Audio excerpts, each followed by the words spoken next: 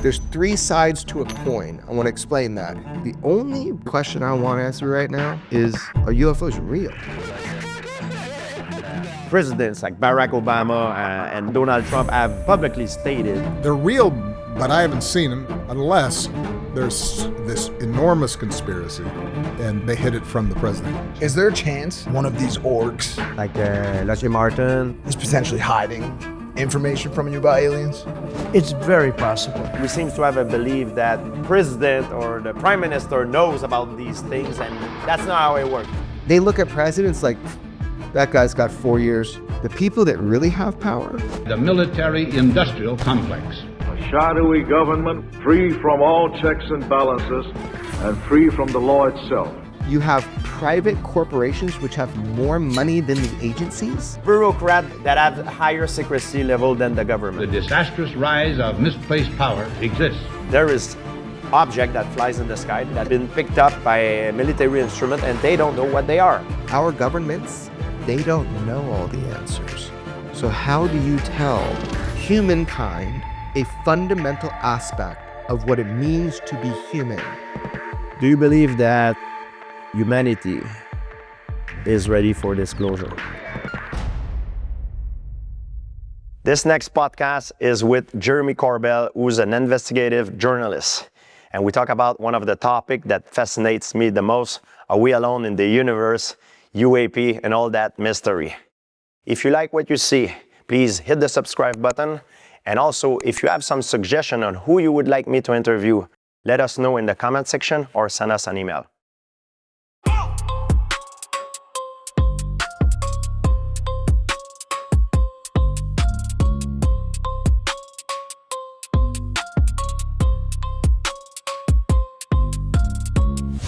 I want to know, how do you start to get interested into UFO? What was the pivotal moment that hooked you up? Or did it happen over time, or like on a long period of time? There are like three moments.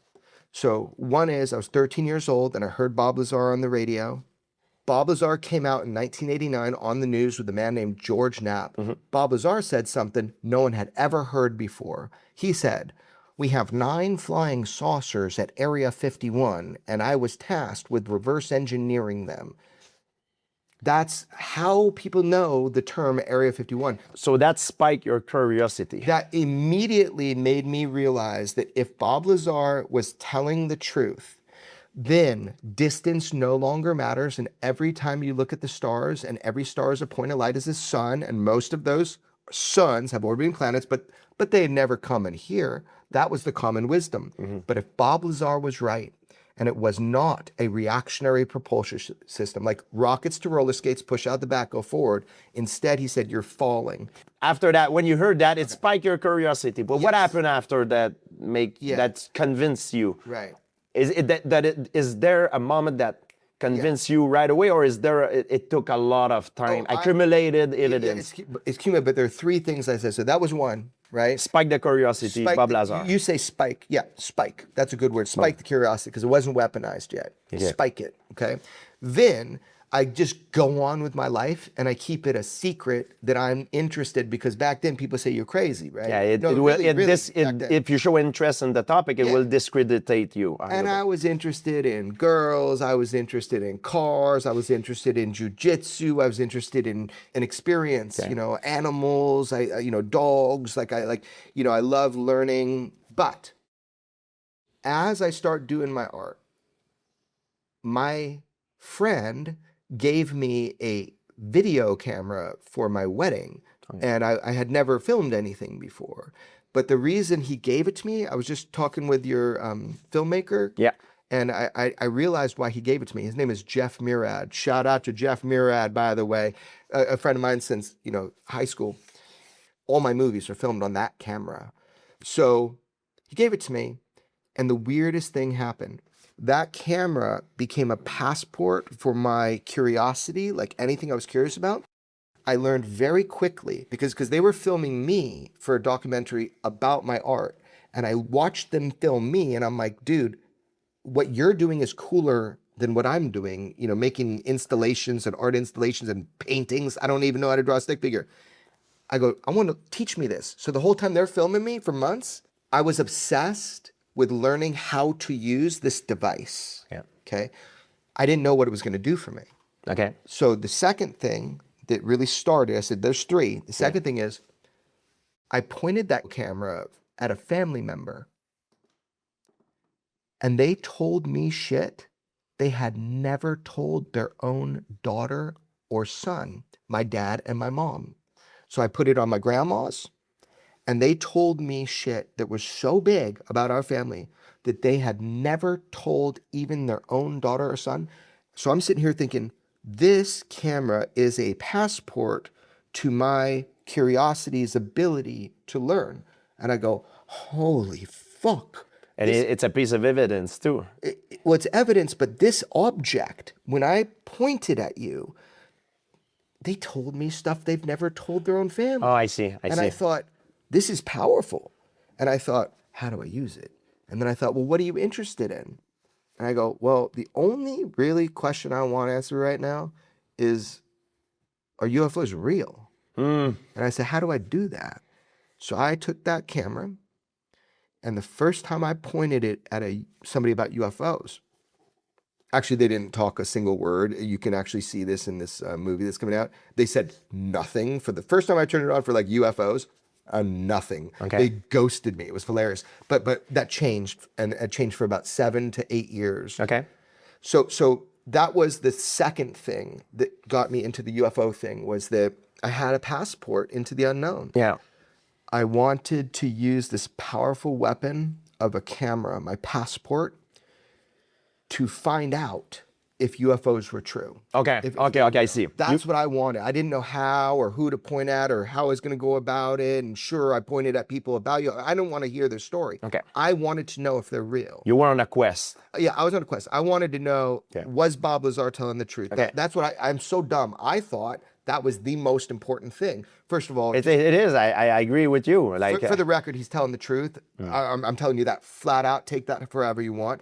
But that's what I thought was most important. Okay. But the third thing and the final thing that's it. I am weaponized now. Like I cannot put this down. I am an active participant, not a consumer of information. I would say that occurred. There's a story I can't tell you, or I won't tell you, right? One day I'll tell that story. Okay. But that moment was really the moment after about 7, well, I'd say a couple years, I'd say, of Alice in Wonderland, just falling down into the chaos of the UFO bizarre bullshit hole. Something happened that convinced you without a doubt. No, I'm not talking about being convinced about UFOs. I'm Okay. talking about what started me. Okay. What made me do this. Okay. After 2 years of trying, George Knapp called me back. That's what did it. I'm going to blame him. He called me back. I tried to get a hold of him through his producers. He's harder to get a hold of than any human on planet Earth at that time. So you knew George Knapp. I seen him Okay. on the news. Okay. I followed the Bob Lazar story. And George Knapp is the one that covered Bob Lazar's story, the claim He's the one that that broke it. Yeah, And George didn't even know if it was true at the time. So because you watched George Knapp work, Yeah. you were starting to be convinced and getting more curious about the fact that maybe Bob Lazar is telling the truth. Not convinced, curious, already weaponized. Yeah. But when George answered me, I'm a nobody, and motherfucker, finally 2 years, I'm tenacious, and you know that about me. I'm tenacious, I'm tenacious, I won't put something down, right? That was the moment it was game on. Okay. Because finally, they let me in. Somebody let me in. Somebody who was my icon, who I knew, I could trust this guy. I knew that I could tell that he was a real hardened investigative journalist. He never was fanciful with what he said. He reported the news. Yeah. So that was the moment that I got weaponized. So George Knapp is a legend. In this world. He's an investigative journalist. He is the lead investigative journalist out of Las Vegas, Nevada, which has a little crime and blackmail and all sorts of fun things you can cover. Sex, sin, sun, they got everything. And he became not only my closest friend, but he, more importantly to me, Your mentor. Right? Yeah, he's been my mentor in journalism now since 2012. 12, Yeah. maybe something like this. What year is it? 2026. George Knapp and yourself now are some of probably the biggest leading authority on the topics, because a lot of the whistleblowers or a lot of the insiders comes to you guys to Yes. release their information. I mean, we have a process and a protocol. Before you throw it out to the public, you of course have a filter. Can you explain to me what is this filter? Yeah, it's just like short answer, because this is very in depth. Absolutely. But first of all, I've got George Knapp, who has 40 years of experience on every level, from crime to mob to UFO land. So he has taught me a lot. Additionally, I think my federal lawyer said it was your nature to know how to vet, and I said, because I've documented obsessively things, right? So you're asking, how do we know if someone's telling the truth or not? So if it's even worth with whistleblowers when they come to us, right? Yeah. Well, you have to make an investigation on their background. Yeah, so you should ask any of them, because what they'll tell you is the first thing that I've ever say when people call me is, if you're looking to get your story out to the world, you've called the wrong person. I'm on cosmic time, and if you lose patience with me, I'm never going to talk to you again. Okay. So that's how I start, because it's true. I don't ever need to break another story in my life. I've done my job. I've done the best I can. And also, I don't want it to consume everything I do. I have a normal life. I have a beautiful wife. I have dogs. I've got family. I have interests. Absolutely. Outside of UFOs. I have a full-time job in that I manage and maintain and work on my properties, which is how I don't have to rely on UAP, UFO stuff for my finances. Yeah. So that's the core of it. And then UFOs, as much time as I can, about 99% of it, I'll focus on it. It's a passion for you. So that's what drives you. Yeah, it's beyond a passion. It's an obsession. So who is, would you say, the or some of the most credible witnesses and piece of evidence that you and George Knapp has uncovered? So funny. The first question I used to ask people when I started this, first thing out the gate, I put the camera on, I go, what is your best piece of evidence that you have to prove UFOs are real? Yeah, but you can't do that so right. ignorant. You can't do that right off the beginning. You have to set the table a little bit, Well, no. I know our audience, maybe some of them will fast forward to this moment right now, but that's the core question of. Sadly, we all have different measures of what evidence is to us to come to a conclusion. Because evidence, we have to highlight that evidence is not proof, especially in a modern world with AI and everything. No, it's not proof. Yeah. But our conversation is based on this idea that you think that, like, I believe something or know something. I am just continually trying to learn the higher and clearer truth. There are many truths, and they build on each other when it comes about UFOs. Truth. Yeah. UFOs are hard physical machines that fly in the sky that we didn't make. And for some of the people that just are not in the loop, because I'm immersed a little bit more than the average Joe in that topic, and you are way more immersed than me.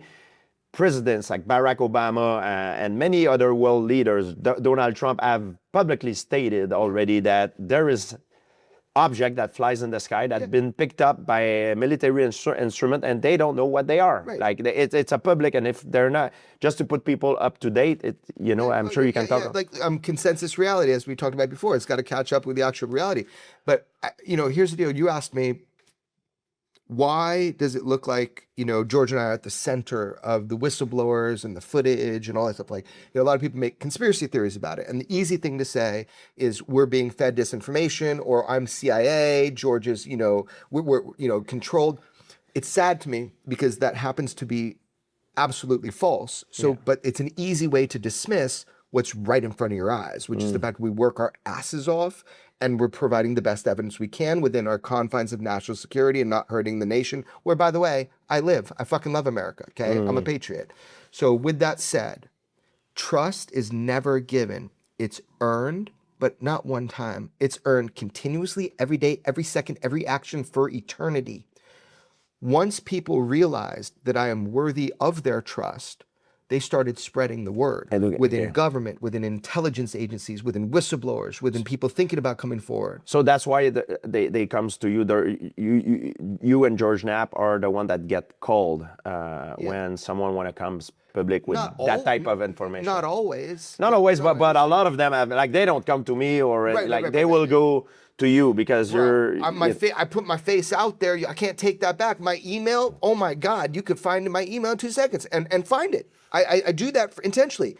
I will look at what you write me. I am interested. If it's serious and it's important and it's urgent and it's credible and you fear for your life or you have fears, I have ways I can protect you. I have people I can put you with who have been in your shoes before. So it's a cumulative thing. So the best evidence, right, is kind of like why people come to me. The best evidence I have for the UAP reality, the presence of UAP UFOs since the beginning of recorded human history, most likely, is the cumulative weight.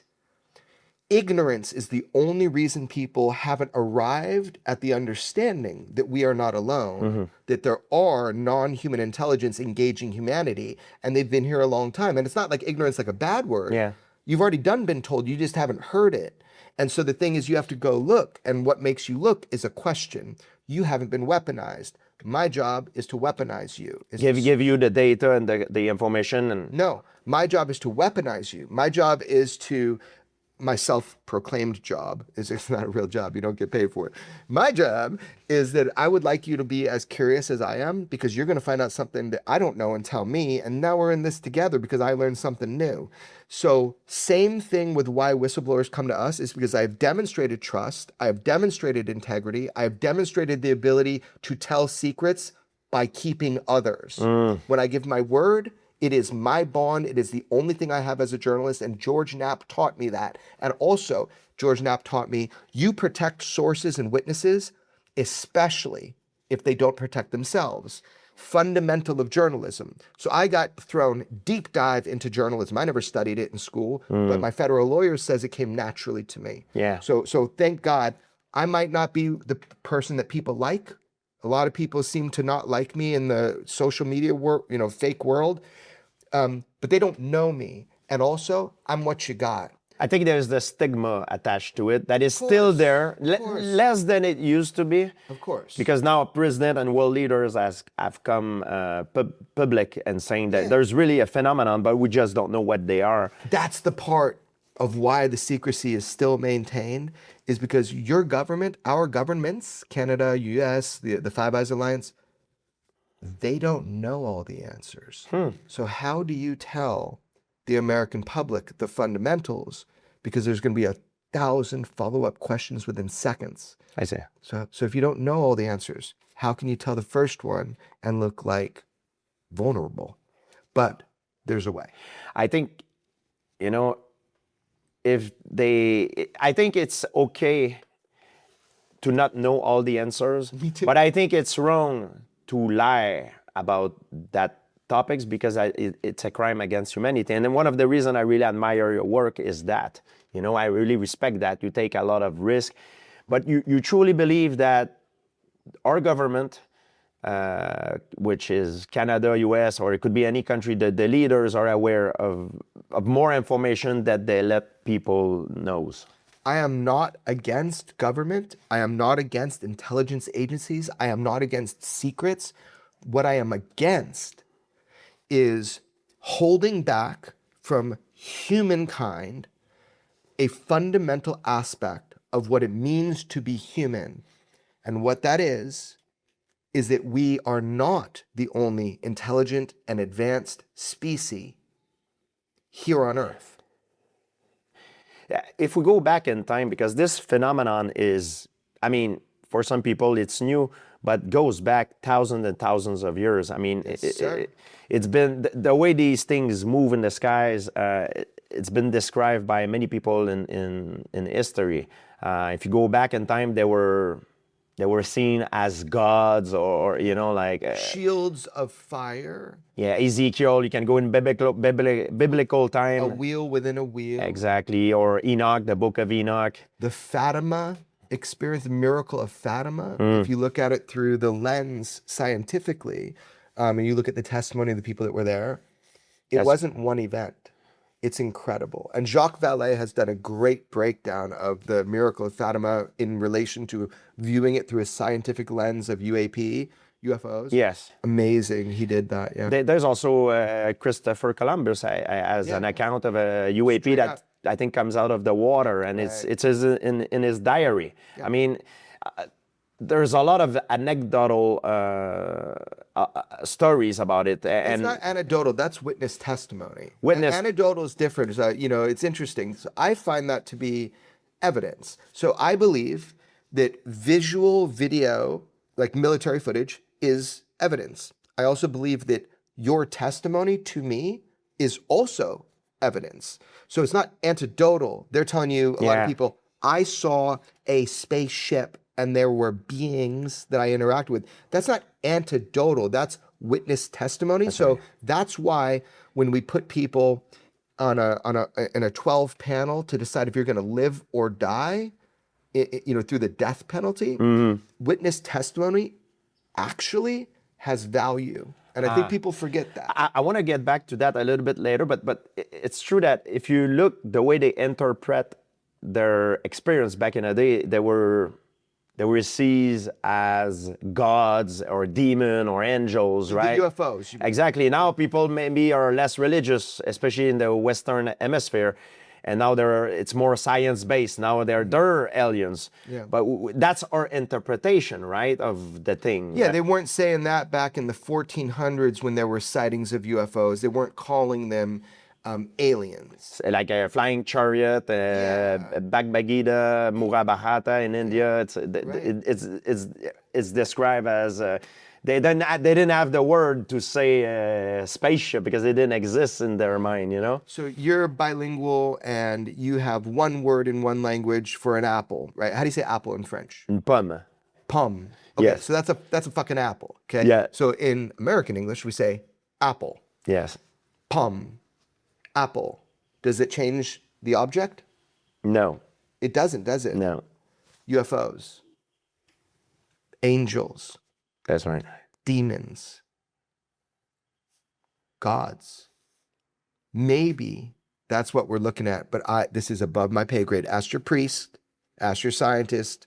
Ask your linguist. I'm just saying, I think personally that we have been engaging the same phenomenon and we've been recording it since human beings started doing cave paintings, That's right. and that it has never changed. Only our words for it have. We talk about the evidence, and some of the evidence are testimony of first-hand witnesses. Yeah. Talk to me about the deathbed testimony. Deathbed testimony. Well, first Because of all, there has been a few in the UFO lore. Right? yeah. So first of all, someone doesn't have to be dying in bed to get deathbed confession. Let me explain what that is. Sometimes people have come to me and George Knapp, and they say, you can't put this out until I die. But they're very healthy. They're not in the bed dying. So we document that either audially, written, or on film. And I've done that with film. That's what that is somebody saying, I want this to come out, but only after I die. But there's a complication that people don't think about. And that is sometimes people do that and then they get regret and they say, you cannot do that. So guess what? George and I don't, because we've given our word. And there's a complication people don't think about sometimes, which is that maybe at that moment they have like a rare cancer and they know they're going to die soon. So they're like, okay, I need this at least told. And that's the most common. Okay. Most common is people come to me, usually it ends up being in person, and they just want somebody else to know. They're like, you can't talk about it, but it will inform you when you continue. Like what the truth is, I'm going to inform you. And if I believe them and I've gone through the vetting process, which is extensive, then I will know it and use that as a secret weapon to find out if other people are lying in the future. However, and this is just something I've never said on camera, so I think it's kind of interesting for people to know and understand. In the work that George Knapp and I do, it is a very precarious position we're in. As journalists, we're protected in America under the First Amendment right, freedom of press, right? So we can obtain and release basically anything. We are committing no crimes in obtaining and releasing. And also, I'm not qualified to know if something is sensitive or not. But damn, we check with a lot of people to make sure things never damage national security. Because I live here and I love America. There's a complication with that most people never think of. Imagine this. Somebody believes they're going to die soon. They come to me and George. They spill the beans. Yeah. You know I want to tell the world. And I promise the world I'm going to tell them everything I know and the truth. Yeah. However, then, let's say an individual realizes that even if they die, and then we tell people that there are people in their genetics, right, like a family. Yeah. Oh, they will go to that extent to 100%. The people that don't want you to know the truth will protect it through mortal means. So that's why the whistleblowers, when they come to you, it's not only about them, it's about their family, because they believe that those faction in the government or That's whatever. Why they take it back sometimes. Because, so we've had experiences, me and George, where we get this great, you said deathbed confession or whatever, and we've documented it. And it's stuff that we want the world to know, and it doesn't endanger national security. But the keepers of the secrets, specifically, in my experience, I can tell you factually, have done horrible things to people to keep it a secret. Now, the argument is that's their job. Yeah. However, George is not as forgiving as me. As a First Amendment guy, as a journalist for 40 years, I'm an accidental journalist. George is maybe he was accidental at the beginning, I don't know, but he is a profoundly respected journalist. Yeah, absolutely, okay? absolutely. He does not have the same feeling as me, which is, I think... He thinks that, and he's right in a way, nobody's above the law. Nobody, and that's what Commander David Fravor said to me. Nobody's above the law. So you have to choose. Do you put out information that hurts people? Because the journalistic imperative, George calls it, is, get the truth, vet, I don't know what it is. It's truth at all costs, sort of. Yeah, and no matter who it helps or who it hurts. And I got to tell you, we try, but sometimes if we're going to hurt a lineage of biological people, like, family, we have decided that it's not worth hurting the future generations of an individual's family by showing their deathbed confession. So what it does is it informs us, but we don't always put stuff out because we care about human beings. Have you personally received threat? And could you share your experience if the answer is yes? The short answer is fucking of course. Am I in danger now? No. Well, okay. No. But you did add threat. Yeah. So I'll just answer your question directly. Yeah, motherfucker. It's been documented. It's in federal hands. In fact, a federal agency warned me about a credible threat to my life that was at the time imminent. And my mom. So there's this movie coming out, and in the movie, my mom says, "Well, I was told there's a hit out on Jeremy." Oh. And the thing is, we all debated it. People are going to think that I told her that. I didn't. She had to meet with a federal agency. They told her that. So I'm trying to tell you, right now, you caught me at a moment when I have a movie coming out. Yeah. And it finally tells the story. Yeah. So I can be open with you. Okay. So I'm going to be very understated and open with you. I have received physical threats from individuals. Face to face or on the phone? Or? Both. Oh, shit. And they're documented. because I 24/7 have Nest cameras running and recording to a server that then transcribes it and puts it over to another server. Nest cameras are the things, right? Everywhere I go at all times, there's been a camera running for 2 years Wow. at all times, unless I'm told we got to put it off. Do you think that if you would not have that record, Oh, I'd be fucked. you would be dead already? Ask my lawyer. Oh. Yeah. So no, not dead. You said dead already? No, Maybe killed, but now they know they. No. No. Okay, so let me tell you the full story. They know. I'm sure you prepared. If something happened, you have someone to release those What do you mean evidence. something happened. You mean I get arrested, detained, or Something happened to you. You have you're gonna have the evidence that those Bro, evidence. I mean, it's like, yeah, of course. Like, Yeah. I learned from the best. Yeah. George motherfucking Knapp. Perfect. We have absolutely covered ourselves. And the only thing, because it would have to be false charges, I have done nothing illegal. I have only obtained and released responsibly. Yeah, and That's trying why to show the truth. I'm trying, and I don't always get it right. Yeah. It's very honorable. It takes a lot of courage, by the way. I admire that. We all, every day we wake up and decide to not live in fear. Every single person, doesn't matter what the fuck you're doing, is courageous. Yeah. But life has pain. Some people wake up in extreme pain. I met a buddy the other day. He told me, finally, after all these years, he told me he has the suicide disease. And I go, what the fuck is that? It's a neurological thing. He was having surgery in like a part of his body. They clip some nerve, and it creates constant phantom, extreme pain. So you'll talk to him and he screams. That motherfucker wakes up every morning and keeps going for like 40 years. Wow. So courage is, everybody has courage if you get the fuck up and do your best. Yes. But we don't always do our best. Yeah. So have I been threatened? Yeah, and it's well documented. People will get to see some of it now because this movie is coming out. And amazing movie, by the way.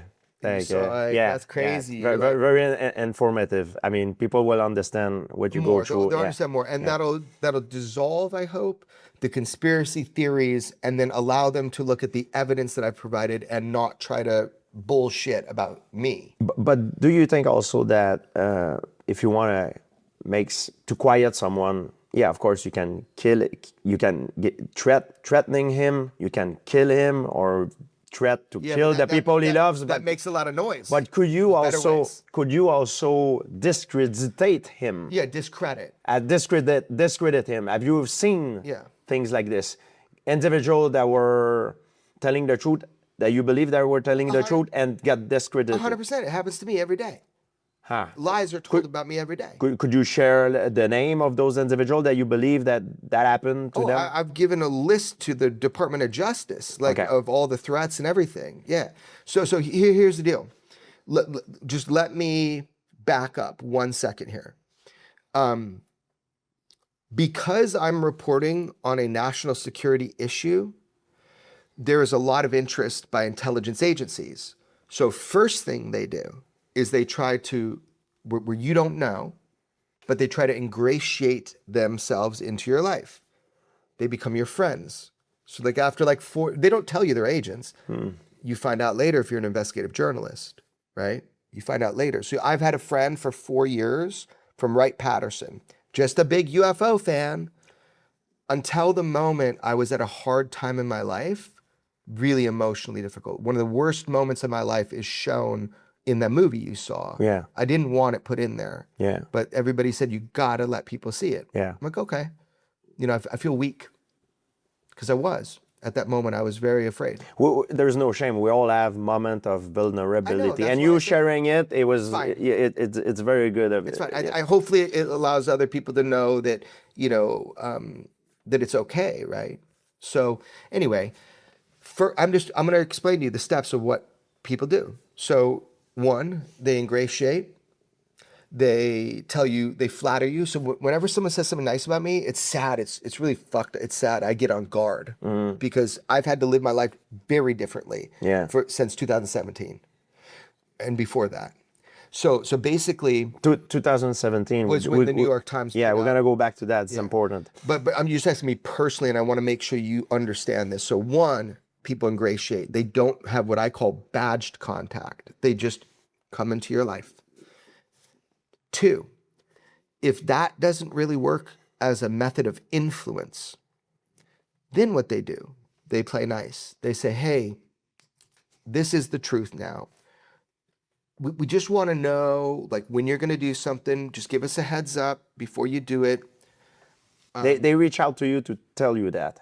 100%. I mean, I've had so much badged contact where here's the badge, here's the number from so many different intelligence agencies. Before you release anything, you have to No, they didn't say you have keep us in the loop. They didn't say you have to. I'm saying the second manipulation is always, hey, okay, the jig is up. Here's who I am. So George and I are like, oh, okay, we already knew. Okay. First is infiltration. Right. When it doesn't work, Reveal it. Okay, that's Reveal right. it. So that's the second step. That's the ways Yeah, to get this to is you. the way that when you're dealing with a national security issue like UFOs, Okay. Which is about the propulsion systems and strategic surprise are the key words. The third thing they'll say is, we're not worried about what you're doing as a free journalist in America under the First Amendment. We are worried that other nations will compromise you through a honey trap, or something like that, blackmail.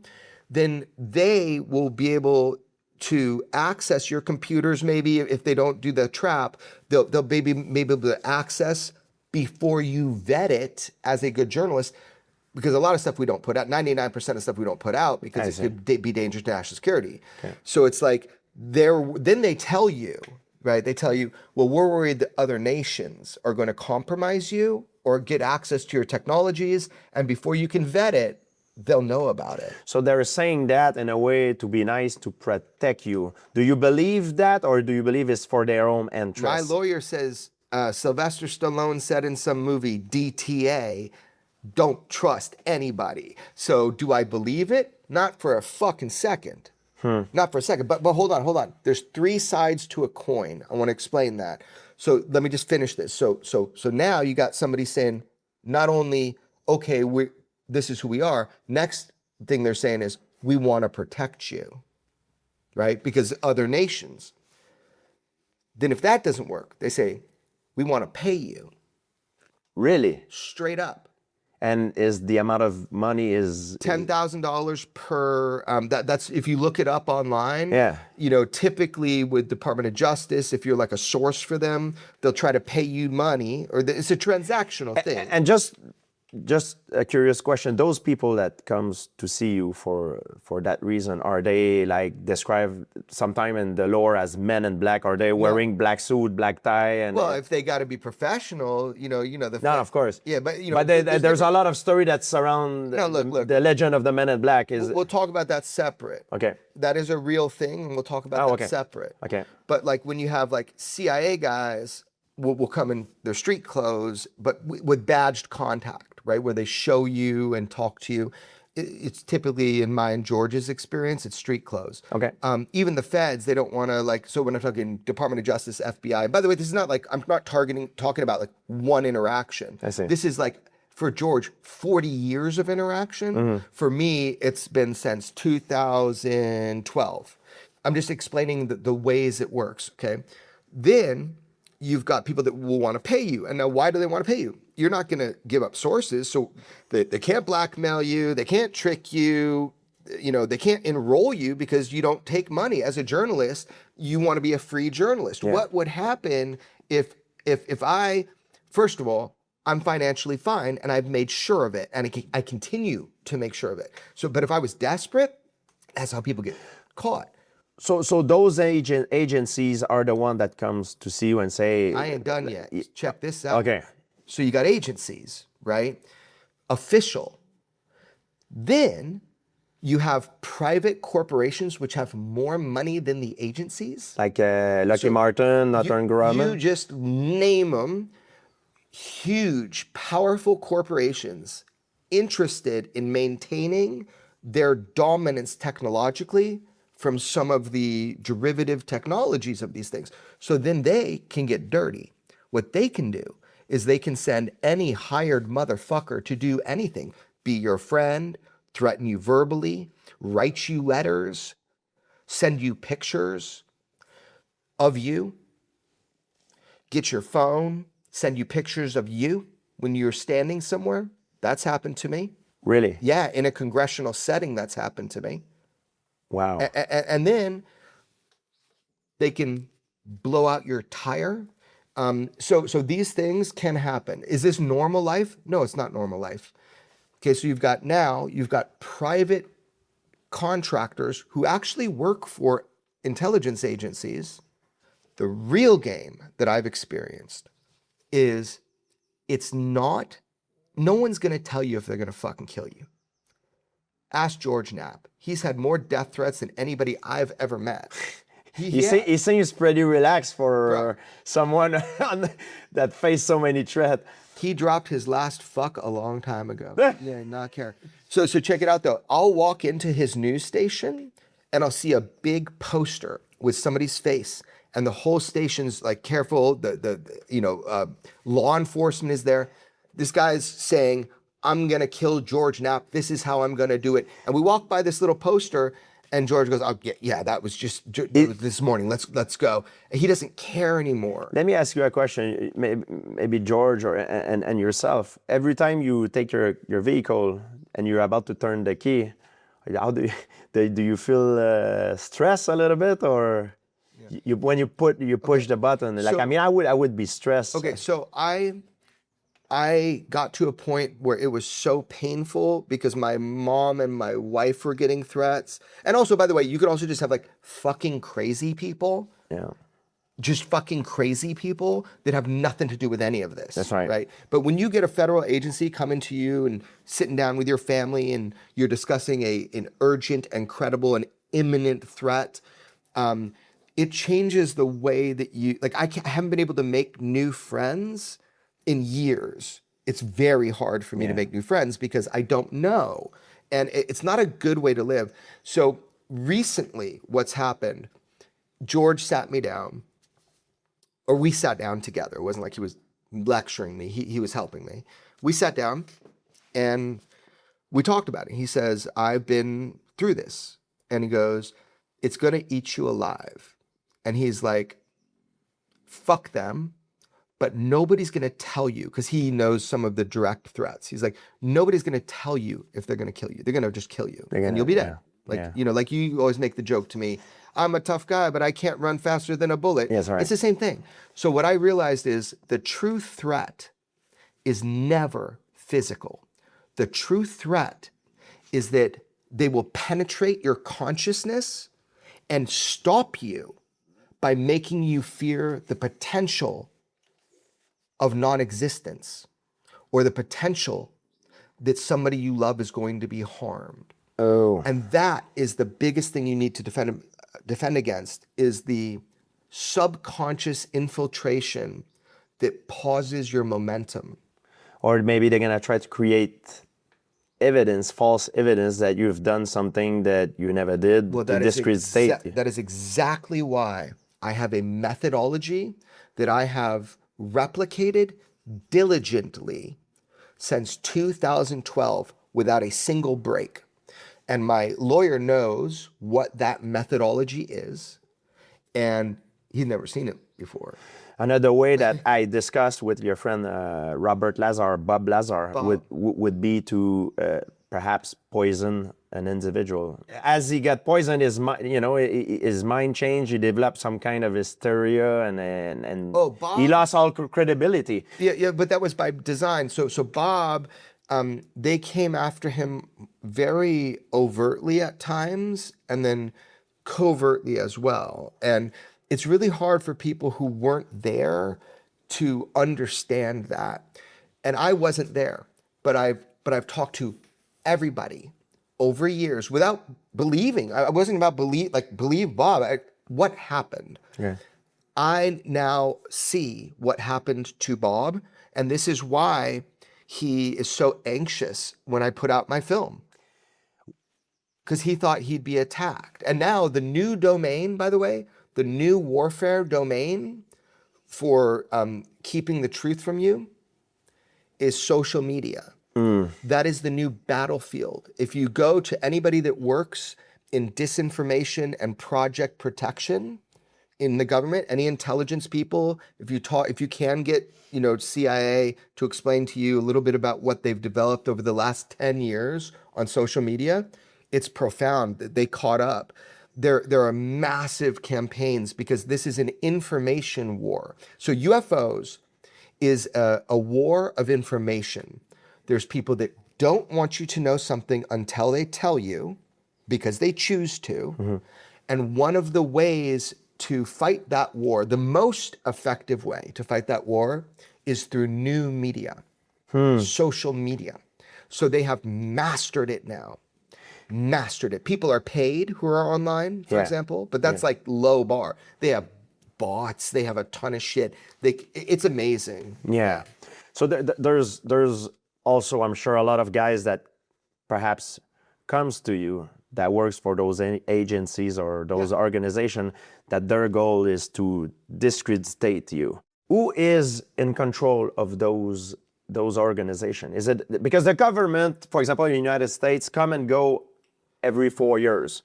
So we have elected positions that are temporary, but holy shit. Okay, you mean career people that they go like this. They're bureaucrats that are that have higher secrecy level than the government. When you say the government is a huge thing, what I'm saying is there are elected officials that have terms. The people that really have power are the people who are lifelong, oftentimes generationally trusted. Okay. Within our military, intelligence apparatus, and government. Okay. They look at presidents like, that guy's got 4 years. Okay. That one, maybe 8. I remember an interview of Vladimir Putin, and from our perspective, he's the enemy, and I'm sure we are their enemy from their perspective.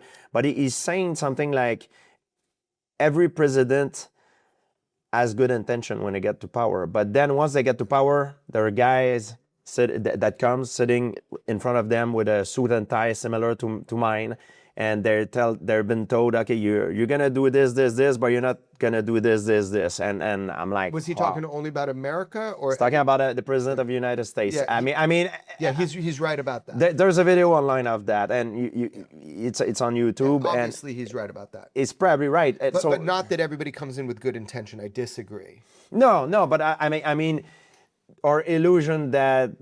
I don't want to disagree with you on your show, but I am. No, but we seem to have a belief that the president or the prime minister knows about these things and hide it from that's not how it works, No, right? no. Could you explain to me, like, real fast in a nutshell, Okay.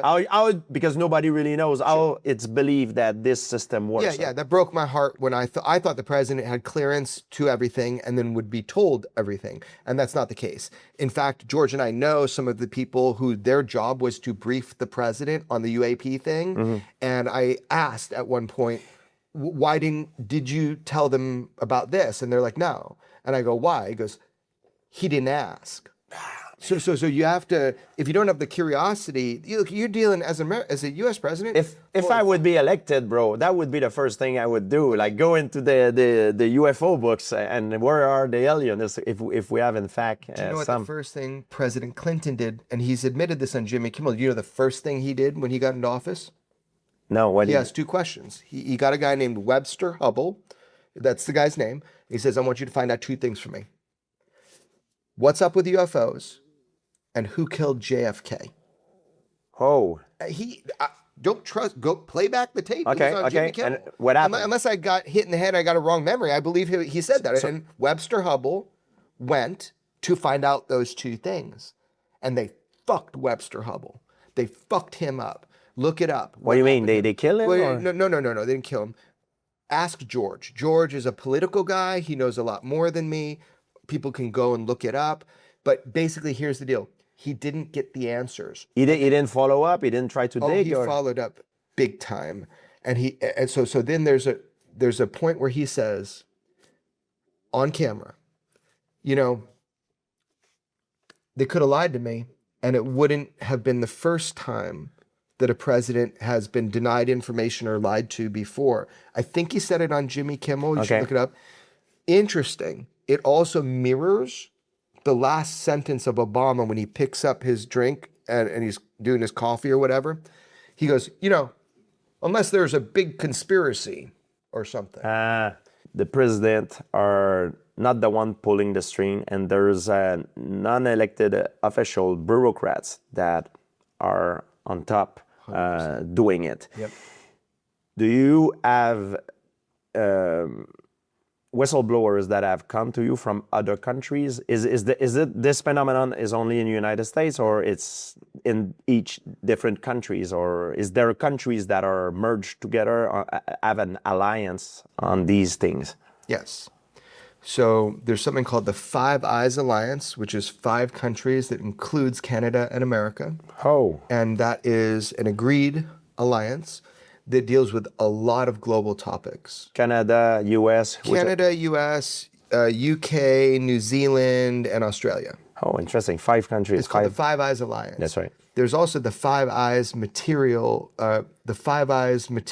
program. I don't remember the name off. I'm bad with certain names, but the Five Eyes Materials, the Five Eyes Foreign Materials program, which will become important later. You asked me, do whistleblowers come to me from other countries? Let me answer it this way. 24/7, globally, nonstop, homogeneously, meaning the same around every part of the world.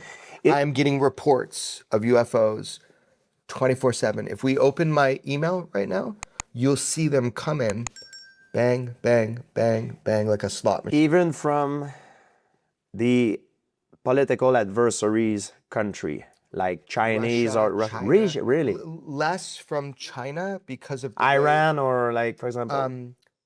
Less from Iran. But you had a few of them Iranian from Middle East or other countries. I have UFO reports from every country I am aware of that exists. So does George. But the constant are the ones that are communicatively available to Americans. So I cannot speak with somebody on the phone in China. That's right. Don't speak about Chinese. Well, I don't. But or Russian. I'll get like that John Cena guy to translate. Yeah, That yeah, motherfucker was fluent. I saw some clip. No. Anyway, I'm just saying. And you're a patriot too. You're. Well, I would not talk about anything about my work, even if it's a friend with an allied country, over the phone. I see. Won't do it because who knows? Our own government has talked to me about that. That they can control our end, but that on the other end you might not. So I'm very careful. But to answer your question, the UFO phenomenon is global. It's homogeneous. It's consistent. It's durationally consistent. It is everywhere. It is all the time. It is constant through history. Additionally, I have politicians, legislative.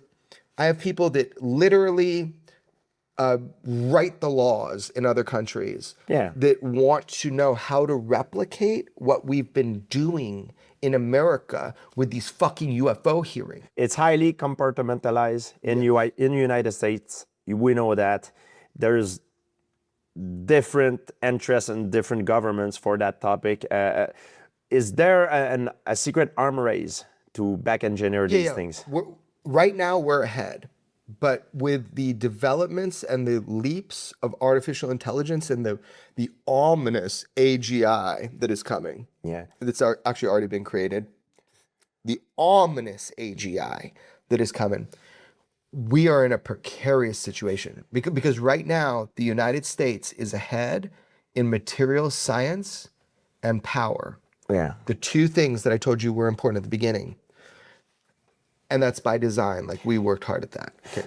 Do you think because it's so do you believe because it's so compartmentalized here that other countries have a different system and might progress faster and at some point catch up? You want to know something fucked up? Yes. We have positioned ourselves to be able to apply so much political pressure and financial pressure on people as America that most countries defer to us when it comes to the crashed UAPs or the gifted UAPs, depending on who you ask. Because according to the stories and testimonies, let's say something crashed or land in Brazil, it would be U.S. that goes to pick it up, right? How about other country like in Africa or in Southeast Asia? Is it still U.S. or it will belongs to China, or is it the first one that arrives that take it all, you know? No, it's not the first one that arrives. And so now we're getting into an area that is very uncomfortable for people to understand, which is this. You think that our government is what you think it is.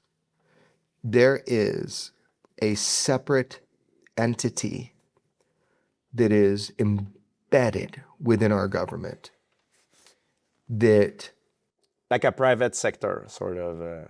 It ain't... That has nothing to do with the frontier of the country. That has to do with a group, you mean? That Okay. Past the frontier? Pause.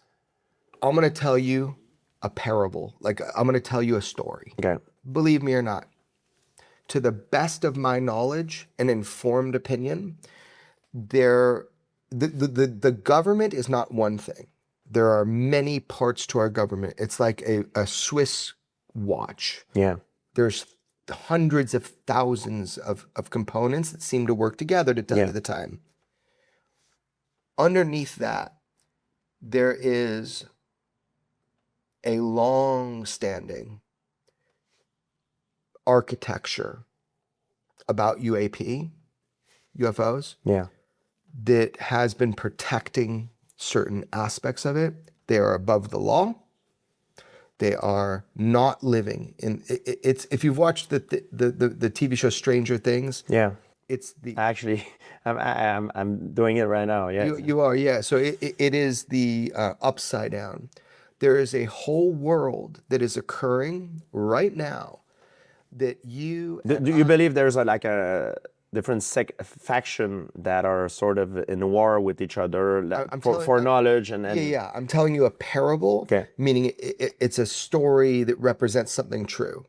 I am convinced, due to direct knowledge and experience, that there is a current of people that manipulate, control, and decide what our government gets to do about the UFO topic. Okay.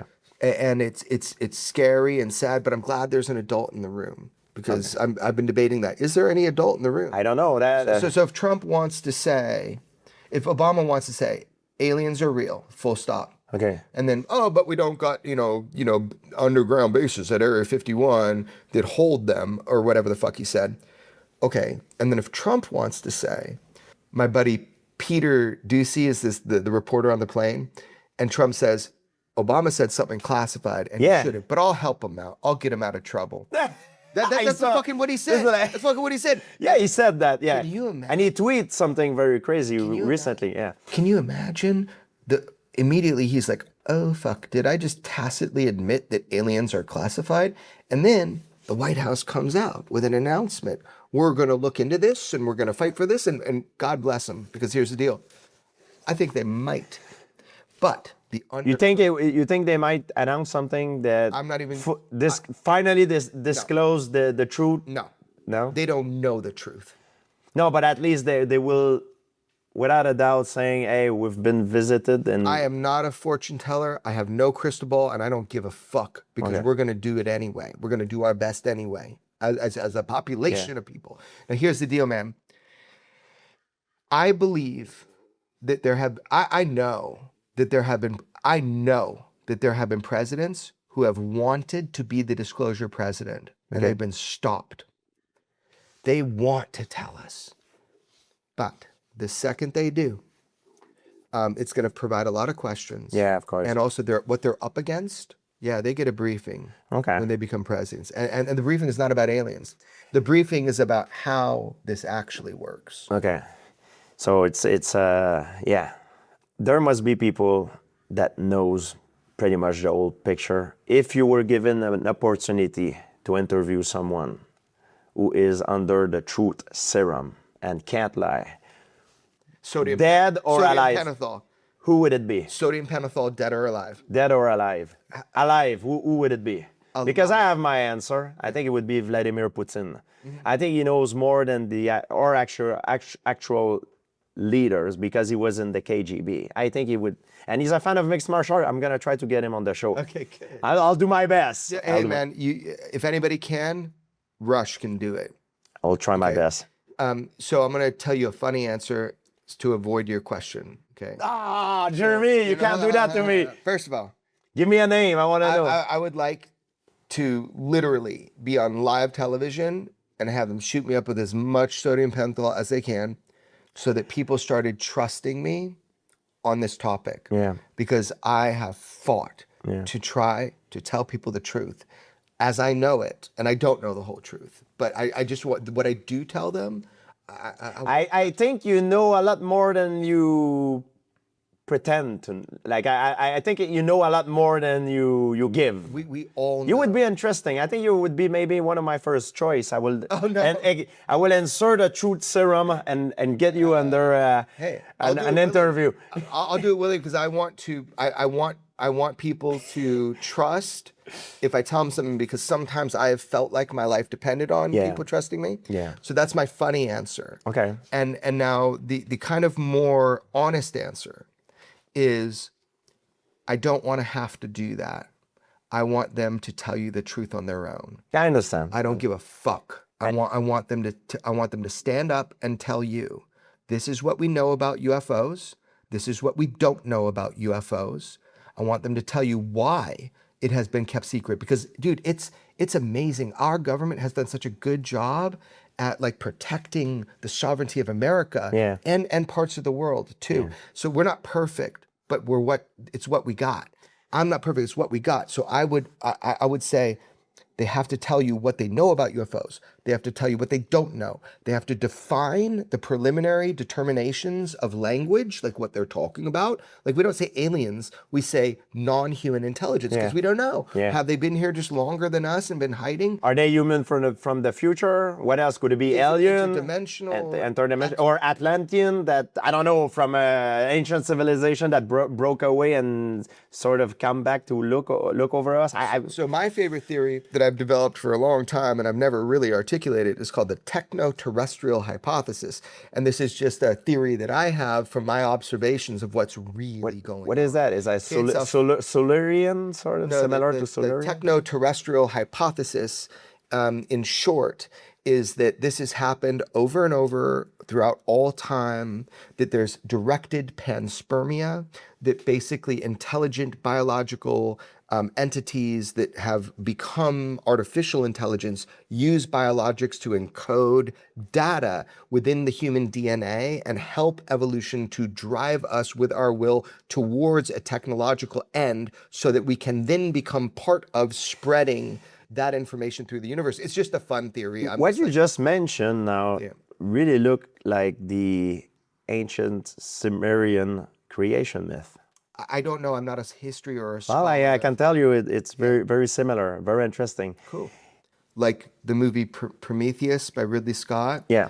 That when I said directed panspermia, like we were engineered, sort of. Yeah. The our DNA has been tampered with for the explicit purpose of being able to better mature our souls in our physical body, and that religion was created to protect with the express purpose of not damaging the vessel. So like the container, like Bob Lazar says. Yeah. So think of like a bottle of wine. This is pure speculation, just fun, we're talking. So imagine you have a bottle of wine and you're like, dude, let's make some good wine, and then let's like really reinforce that bottle with like a megaton fucking, and then let's package it right and bury it underground. The idea of the human being a creation of a non-human intelligence through genetic manipulation with the express purpose of being a commodity, where when we mature our souls or our knowledge even with inside of our bodies, that's why we have strong-ish bodies. That's why we have religion to protect. We don't kill each other right away, mature the product. That's one of the craziest things I've ever been told. That's a stretch. That motherfucker believed it too. Now, I'm not talking Lazar. I'm talking like within government. Yeah. You know, Okay. I was so, like, so the one that tell you that story is very credible. He has like a. Oh. You Beyond Yeah. credible. He had a background check, and he's like. beyond credible, but it's still a philosophy. Yeah, It's not like a factual reality. There's a few guys like I'm from Canada. Paul Hellyer, former Minister of Defense of I Canada. knew him very well. Yeah, We he spent said- a lot of time together He said personally. He said we've been visited by multiple species, and Right. there's a sort of a galactic Yeah, federation. I am a shed said the same thing. The one the guy from Israel. I'm just going to say, These guys are very credible. I've never talked to him directly because of his country. I can't talk with him. Okay, but he has had people contact me a lot. And so here's the deal. Paul Hellyer, I knew him very well. We spent a lot. He died, unfortunately. Yeah, we from got to Canada. Yeah. He was a big baller, a defense minister, was he? Yeah, a former minister of defense of the country. Like, it's very, very respected. You trust that guy. Yeah? First time I met Paul Hellyer, we're on a bus. We're in D.C. We're on a bus together, this little shuttle bus. And I sit next to him and I look at him. He's wearing like this cap. And I sat down and started talking with him. He was testifying for me with my buddy Ruben Langdon in 2013 at the National Press Club, where my buddy Ruben Langdon set up something called the Citizen Hearing on Disclosure. They're all free on YouTube. Paul and I talked on that bus for about 20 minutes. Let me be honest with you about Paul. Paul knew some shit, but he also read a lot of stuff. Okay. So because he knew something that is very tangible and very real, he then read a lot of things and said the things he read as if they were fact. And that happens to a lot of people. I see.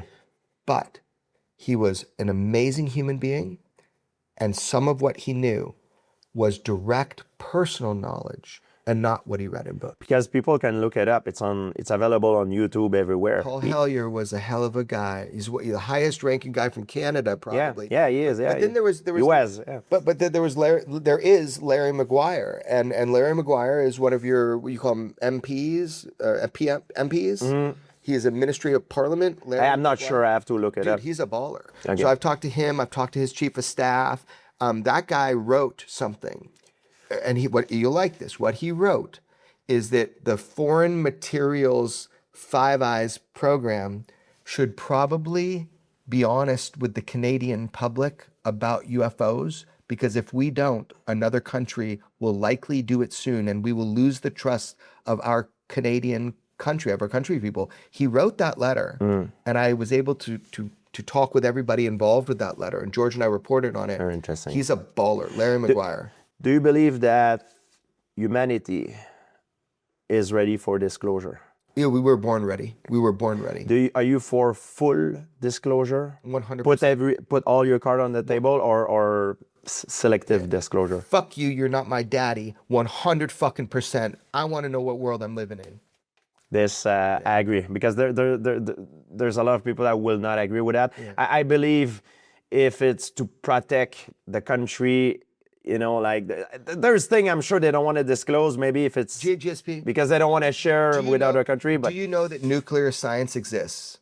Absolutely, Do you know that we have nuclear bombs? absolutely, Do you know the calculations to create one in your home tomorrow? absolutely not. Right.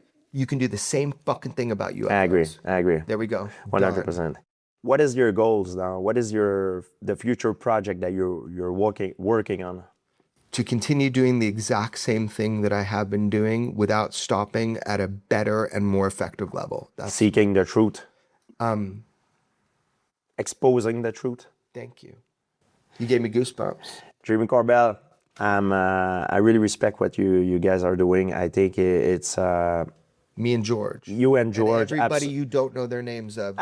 Yeah. Yeah, some people do it for the wrong reason, and I know you. I can call you a friend, and I'm convinced that you do it. You're doing it for the right reason, and man, it takes a lot of courage, because I know you've been through a lot of things. And man, thank you for this interview. Yeah, man. Thank you.